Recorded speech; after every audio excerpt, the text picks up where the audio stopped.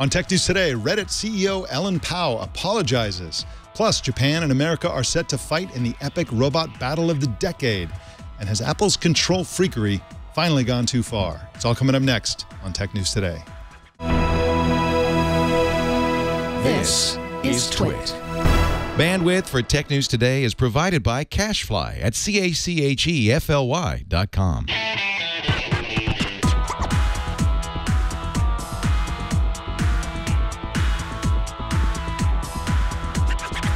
This is Tech News Today for Tuesday, July 7th, 2015.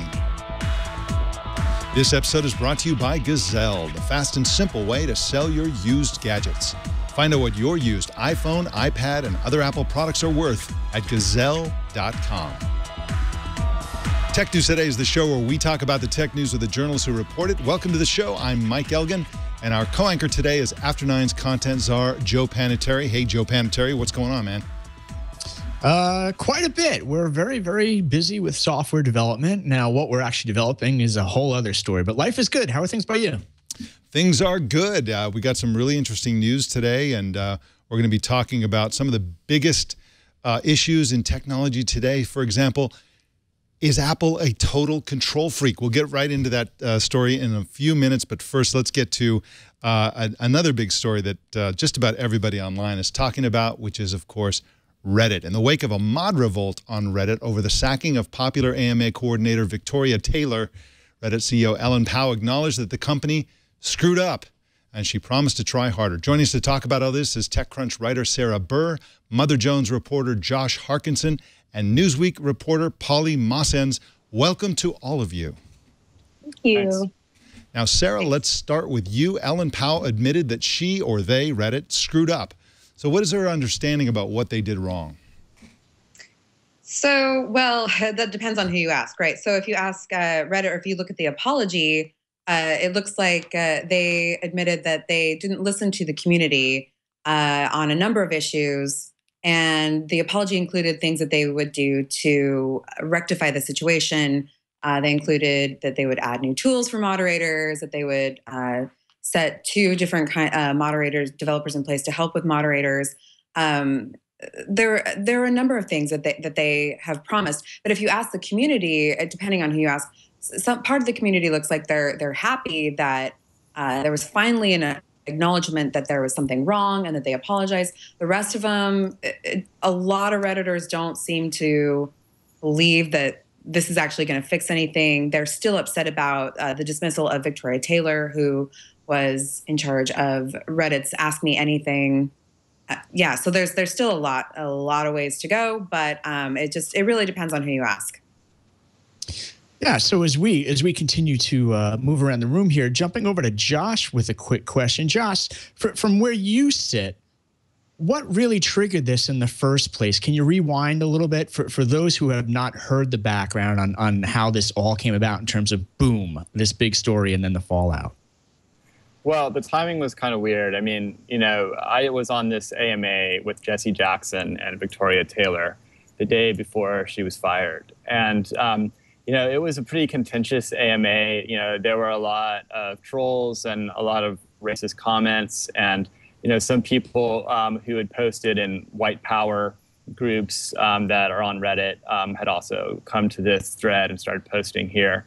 And so, it was a bit rocky. And then I find out, the next day that Taylor was fired, and there was a lot of speculation on Reddit that it was related to the Jackson AMA.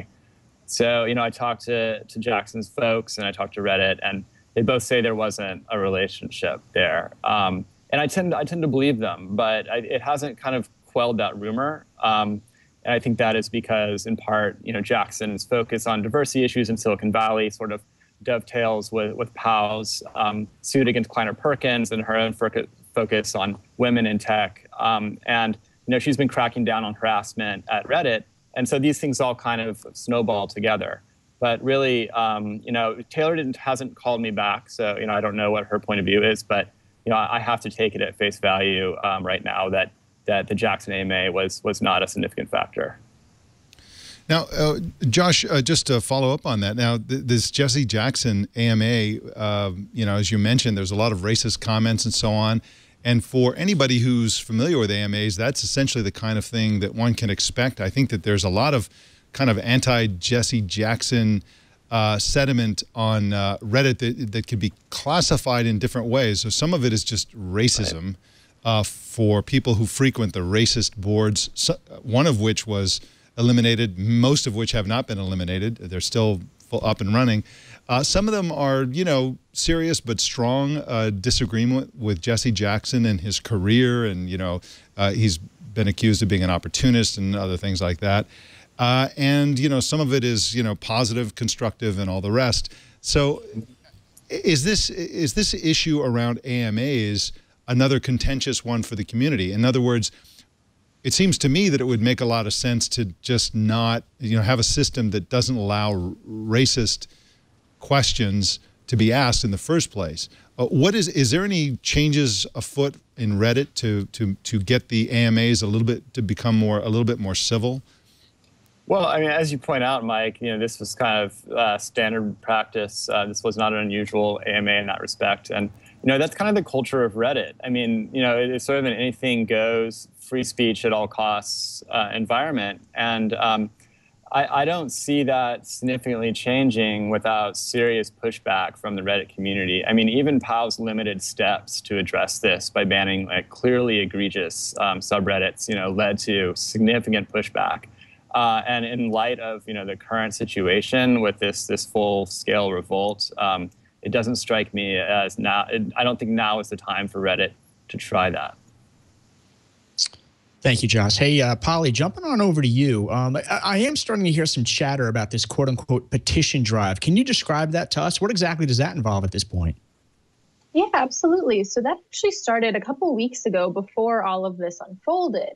Now it's up to over 150,000 signatures. The petition calls basically for Ellen Pao to be removed. Removed no matter what, no questions asked. We have to get rid of her. Obviously, it was started because of some of the issues that Josh mentioned over time. People were interested in that to begin with before. Now it's really moved into just an issue of Ellen being related to this moderator problem. They basically see a lot of the executives at Reddit as kind of against the moderators, which just isn't productive for Reddit, and it's not productive for the moderators, but that's really what it's like right now. It's sort of you versus me. They're really having a hard time working together, and I think the executives are more at fault there. They really have put up kind of a big glass wall, and they have to rely on the moderators for providing free labor to actually keep their website running. Now, Polly, I think it's as far as I can tell, she's leaving. She's gonna be shuffled out of that company, and the reason is that she's only the interim CEO. She was there temporarily from the beginning, just until they find a permanent CEO. In order for her to stick around, that would involve the Reddit founders and board, et cetera, to actually hire her as the permanent CEO. I don't see that happening. That would be just a disaster, I think, if they did that. So she's leaving, as far as I'm concerned.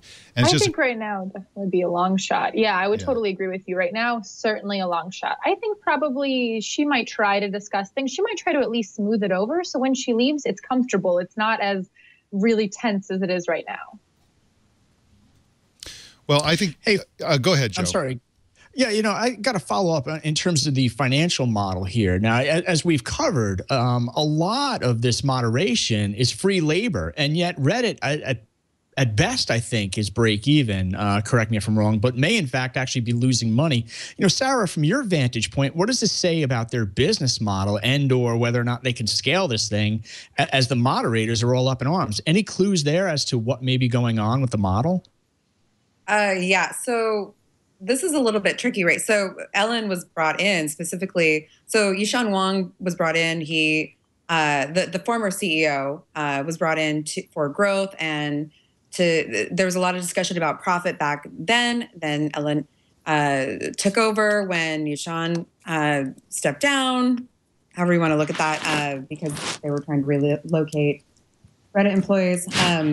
So there's a lot of pressure on Reddit to make a profit, especially after pulling in $50 million. There's a lot of pressure. The problem is they were given that money, from my understanding, they were given that money because of the growth and because they have, 170 million visitors, uniques every month, and but they haven't been profitable yet. So there's a lot of pressure to make them profitable. But in order to do that, Reddit's been trying to clean up its act, and that's been changing everything, and that's been make a lot of people mad. So I don't know.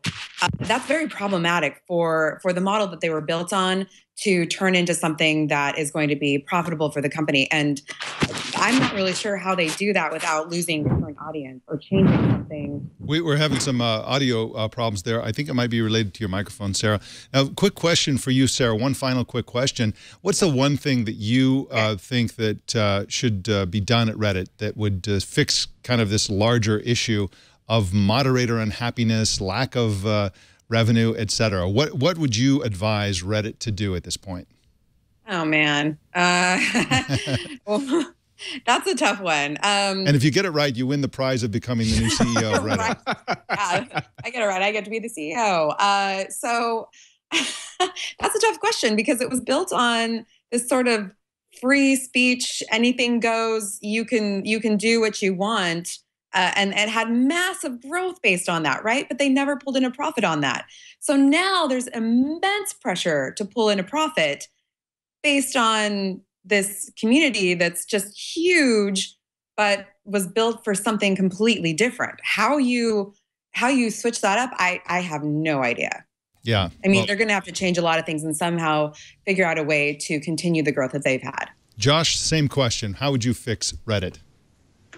Well, I think obviously the first step is building better relationships with the mods. And once you have that trust in place and they feel like they're part of the process of evolving Reddit, then potentially you could start to change things. I could see a play if they could get to that place of mutual trust, then maybe they could start to make incremental steps whereby empowering the mods more to crack down on egregious speech in a way that's sort of commensurate with the culture of Reddit.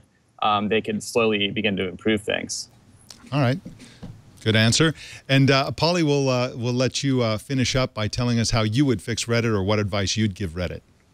Oh man, well for starters, I would like to host her own AMA. I think people are really hoping for that right now. I think beyond that, there also needs to be kind of a liaison, and Victoria was taking on that role of someone between the moderators and the company, but I think there needs to be another position created, someone that basically just helps smooth this over, not just the AMA person, but an entirely different job, or really maybe an entirely different department, someone that can really build the trust, maybe even hire moderators to do it, kind of bridge that gap. It would certainly cost money, but it might save them from revolt. Yes, and they are revolting sometimes. Sarah Buhr is at TechCrunch.com, and you can follow her on Twitter at Sarah Buhr. Her Buhr is spelled B-U-H-R. Thank you so much for joining us, Sarah, at long last. Thanks. All right, take care. And Josh Harkinson is at MotherJones.com, and you can follow him on Twitter at Josh Harkinson. Before I let you go, Josh, let me ask you a quick question. You write at Mother Jones, which it's a publication that I absolutely love. You do some great journalism over there, all of you people. And I'm just curious, what other sorts of things do you write about at Mother Jones? Well, I cover the tech beat, obviously, and, I did a story about Jesse Jackson's diversity efforts, but beyond that, I covered drug policy. So I go up to the Emerald Triangle and, talk to pot farmers sometimes. Any hands-on reviews there? We're not to the point of doing reviews yet, but I have been given free weed, not by request, just, it tends to happen sometimes. It happens. Hey, we're all in the media here. It happens. All right, Josh, well, thank you so much for joining us today. My pleasure.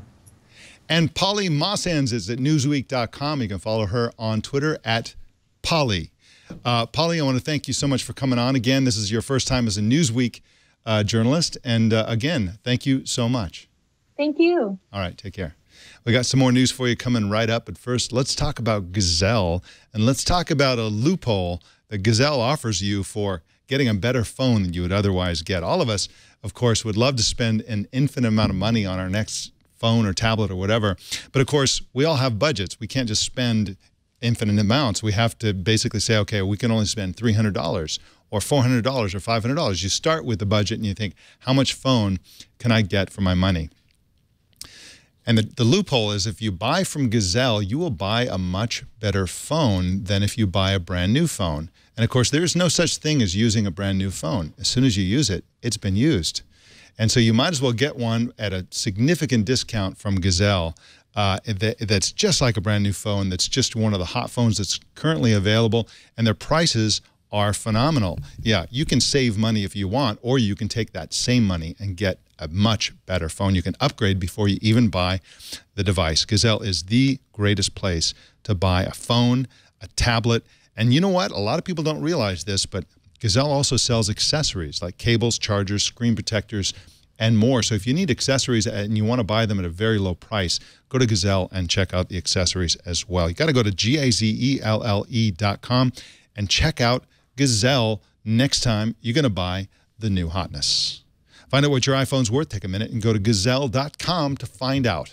Well, a U.S. company called Megabots has challenged the Japanese robot maker Suidobashi to a robot fight. Mike Murphy is a reporter for Quartz and joins us now to talk about it. Welcome to you, Mike. Hey there, how you doing? Hey, this is sounding like it's going to be an epic robot battle of enormous proportions. Can you tell us about the Japanese contender called Kuratas? Sure. So Kuratas was made a few years ago. I think it was 2012.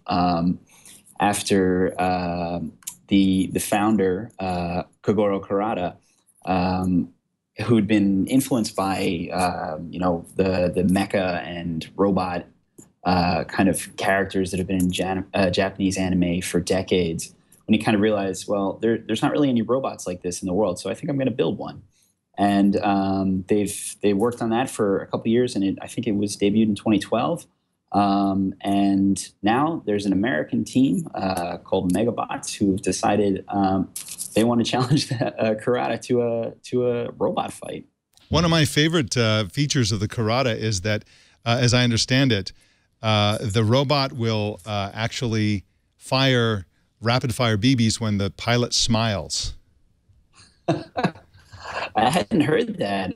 That's pretty crazy. I know it's controlled by a Kinect system like your Xbox would be, and they've called it next generation technology. So I don't know. Hopefully, the next generation of technology that we use doesn't fire our BPs when we smile at our cell phones. Hey, Mike, is there a line in Vegas for this yet? Give me some background here. Is Kuratas like a really killer robot that's undefeated with TKOs everywhere? And how might the American robot fare against this thing? Well, actually, that's the thing. This is going to be the first robot fight of its kind. The American team, Megabots, are trying to use this duel as a way to start like a robot fighting league. I think it'd be a pretty fair fight, to be honest. The Kurata said of the American robot after he accepted the challenge that it was very American, put lots of guns on it, and it's quite big and garish and that sort of thing. But I've spoken to the Megabots guys, and their main concern right now is figuring out how to make their robot safe enough so that they don't die, which it's a pretty big thing to figure out. That's a good starting point for sure. Now, one of the things that Kurata said was that Japan has to win because robots are such a big part of Japanese culture. But isn't excessive violence for the purpose of entertainment part of American culture? Whose culture wins here? Absolutely, and I think that's the Japanese might have the robots, but we definitely have the guns over here in the U.S. I think it's going to be a pretty close fight. The Japanese robot, the Kuratas, has a Gatling gun for one of its arms, but Megabots has two cannons. One that currently shoots paintballs that I think are about 4 pounds in size.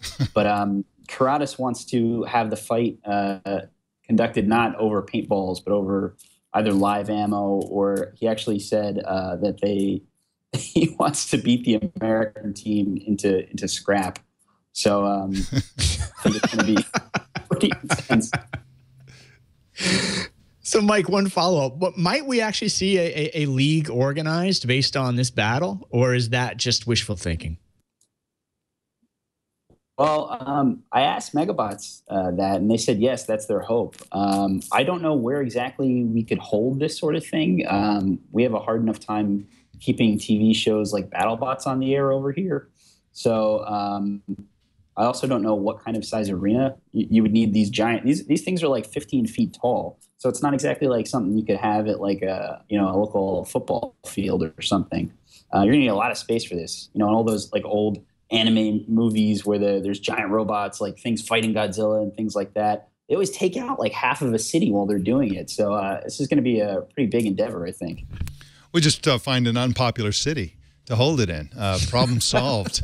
Mike Murphy is at QZ.com, and you can follow him on Twitter at MCWM. Thank you so much for joining us today, Mike. No problem. All right, take care. Well, The Verge co-founder and editor-in-chief Nilay Patel wrote yesterday that The Verge will be turning off all comments on the site for a few weeks. Here's part of what he wrote, and I quote, "What we found lately is that the tone of our comments and some of our commenters is getting a little too aggressive and negative, a change that feels like it started with Gamergate and has gotten steadily worse ever since. It's hard for us to do our best work in that environment, and it's even harder for our staff to hang out with our audience and build the relationships that led us to having great community in the first place. That's a bad feedback loop, and we want it to stop. So we're going to call a timeout for a while and turn comments off by default on all posts for the next few weeks." And he intimated that when they do come back, they are going to be selective about which posts have comments and so on. Joe Panettieri, this is a tragedy, but as far as I'm concerned, this is what happens on the new internet if you allow anonymous comments on posts. You're going to get trolls, haters, racists, all the rest, the whole cast of characters. It's a blood sport nowadays. And the days when people could go online and find a bunch of like-minded geeks of goodwill trying to have a constructive conversation are gone for good, because the trolls take over and wreck conversations. That's what makes them trolls. But this is a tragedy, I think. What do you think? What do you think they ought to do at The Verge to bring back comments and make those comments constructive? Tricky times between this and what we were talking about earlier with Reddit. And it all goes back to sort of moderation and the management of content and who's going to do that. And the simple answer here with The Verge seems to be, well, how come you're not just going to gate it and make this a login for the commenter and they would have to show a corporate email address rather than some attempt to use a public cloud service email address where they can keep changing identities over and over again. So, frankly, I don't understand sort of this stopgap solution where you just turn off everything for a bit. I would just implement some sort of gating service. I mean, all the technology is there to do that almost instantly. It is. What happens, though, is that you end up with a significantly lower quantity of comments. You also get some sort of bad will from your readership and so on. So it is tricky, and I agree with you. I mean, was it Popular Science or one of the big science publications permanently ended all comments on their site, which is tragic because the whole point of that publication was to start conversations about science and get people excited about science. So it's really tragic, and I think that ultimately the solution has got to be something that you suggested, which is, it's anonymity is the problem. And if you can very easily and quickly and sort of have friction-free access to posting anonymous comments, the trolls. By the way, the other dynamic that's happening, it's not just a place like The Verge.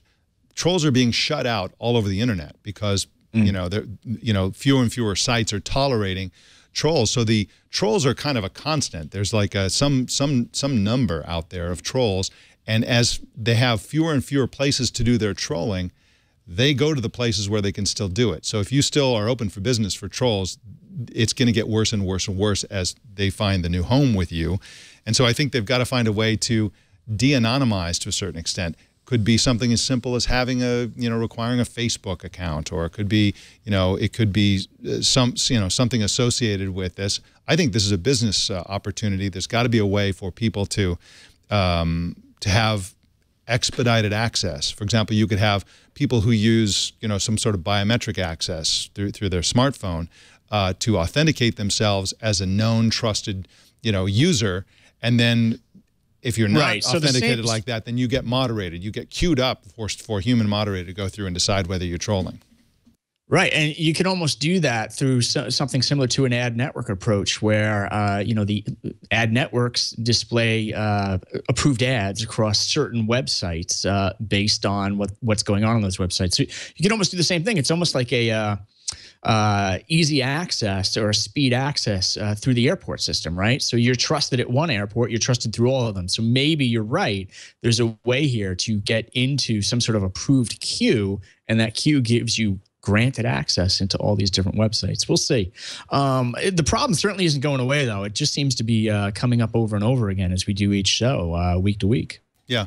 And again, you know, I love this. One of the things I love about Google Plus is that I can start conversations on Google Plus, and then inevitably when the trolls come out, I delete their comment. It's super easy. I block them. That's super easy, and I never hear from them again.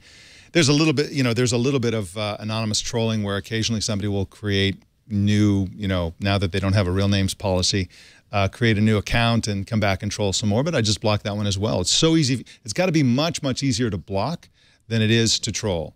And once you get that dynamic, it just becomes at some point not worth it for the haters. And so good luck to The Verge. It's something that all publications are dealing with. You know, haters going to hate, you know. What are you going to do? Well, Apple is implementing, speaking of companies that people hate, Apple is implementing a unique policy for third-party accessories sold in its retail Apple stores, according to a piece on 9to5Mac. Get this, all accessories for sale in Apple stores will be required to have packaging co-designed by Apple. The packaging will be mostly white and have consistent labeling. Joe, have they gone too far? This sounds kind of insane.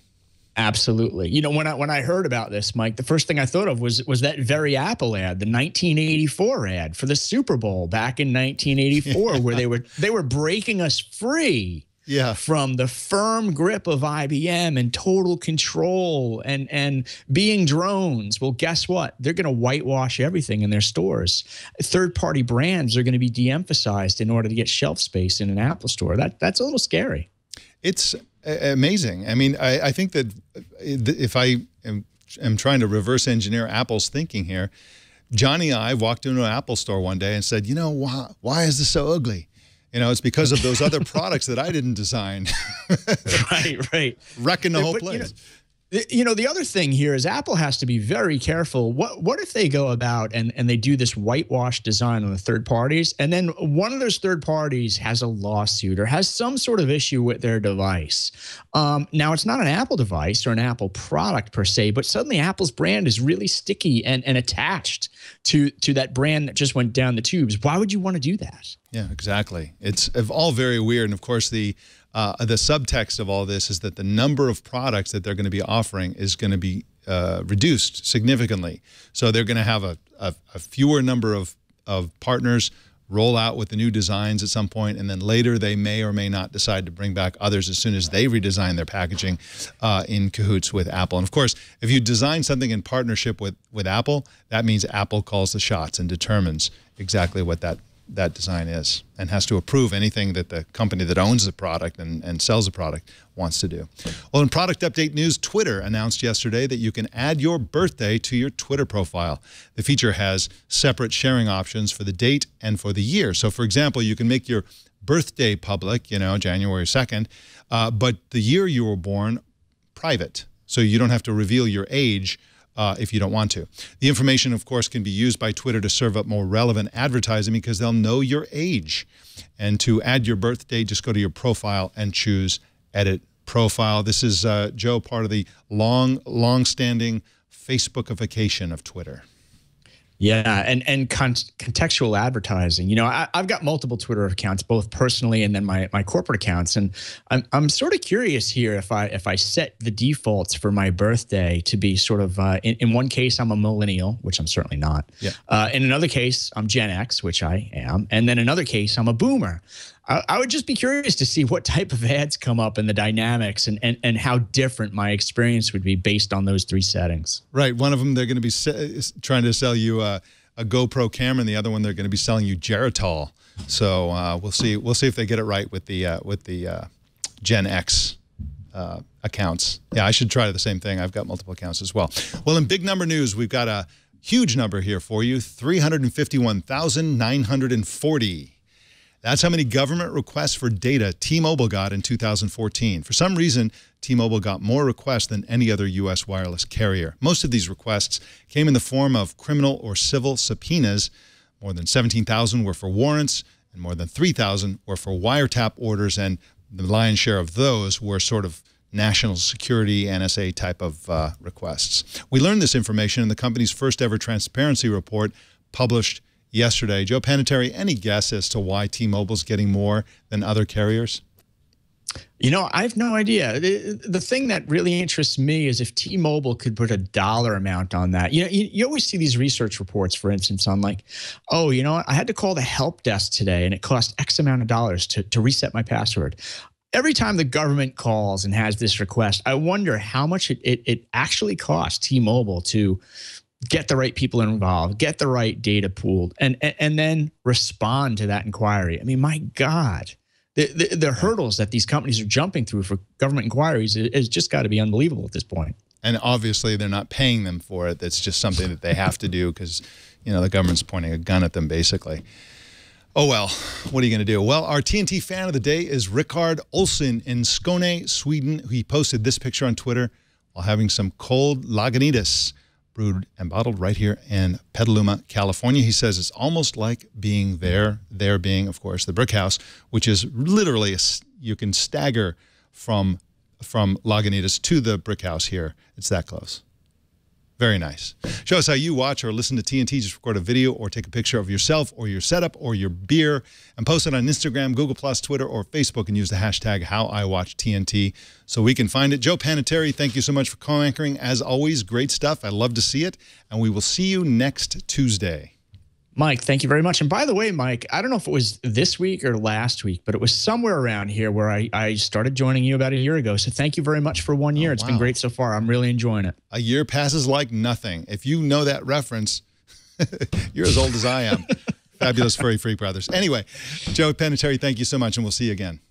Take care, Mike. All right, bye-bye.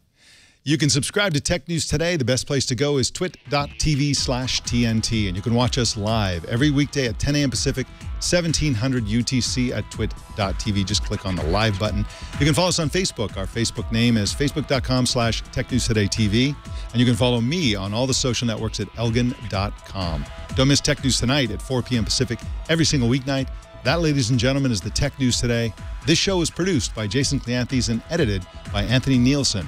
My name is Mike Elgan. Thanks for tuning in. We'll see you tomorrow.